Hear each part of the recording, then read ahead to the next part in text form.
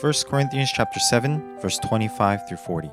Now concerning the betrothed, I have no command from the Lord, but I give my judgment as one who by the Lord's mercy is trustworthy. I think that in view of the present distress, it is good for a person to remain as he is. Are you bound to a wife? Do not seek to be free. Are you free from a wife? Do not seek a wife. But if you do marry, you have not sinned. And if a betrothed woman marries, she has not sinned. Yet those who marry will have worldly troubles, and I would spare you that. This is what I mean, brothers. The appointed time has grown very short.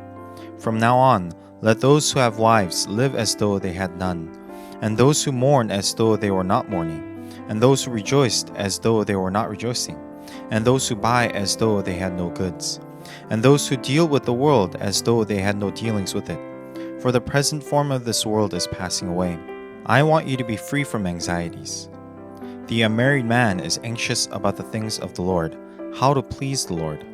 But the married man is anxious about worldly things, how to please his wife, and his interests are divided.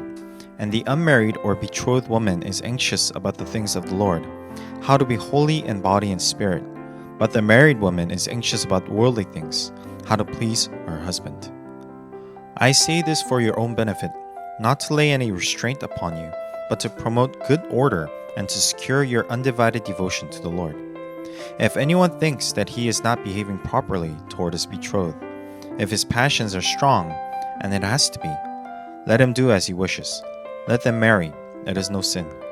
But whoever is firmly established in his heart, being under no necessity but having his desire under control, and has determined this in his heart, to keep her as his betrothed, he will do well. So then, he who marries his betrothed does well, and he who refrains from marriage will do even better. A wife is bound to her husband as long as he lives, but if her husband dies, she is free to be married to whom she wishes, only in the Lord. Yet in my judgment, she is happier if she remains as she is, and I think that I too have the Spirit of God. What do we think about and worry about in our daily lives? The key point that today's passage is telling us is that it is blessed to meditate and think upon Jesus Christ over all else. Paul uses marriage as an illustration to speak about where the Corinthians were placing their focus. If a person places their thoughts upon the worldly things, their hearts are going to be filled with worldly concerns. Paul illustrates his point by talking about married couples, and he states that since the concerns of married couples are for the welfare of the marriage, it is only natural that their thoughts will be split between God and worldly concerns. But if we're willing to fix our gaze toward God, despite the circumstances we are in, the hope and faith in God will cover the burdens and worries of this world. Paul supports his claim by stating that the believers are in present distress. It means that the end is drawing near, and Paul teaches the Corinthians that the present form of the world is passing away. In short, Paul is reminding us of the coming of Jesus Christ.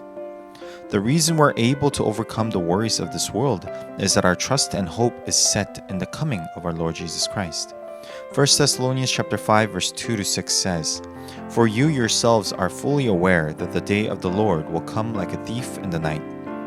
While people are saying there is peace and security, then sudden destruction will come upon them as labor pains come upon a pregnant woman, and they will not escape. But you are not in darkness, brothers, for that day to surprise you like a thief. For you are all children of light, children of the day. We are not of the night or of the darkness. So then, let us not sleep as others do, but let us keep awake and be sober."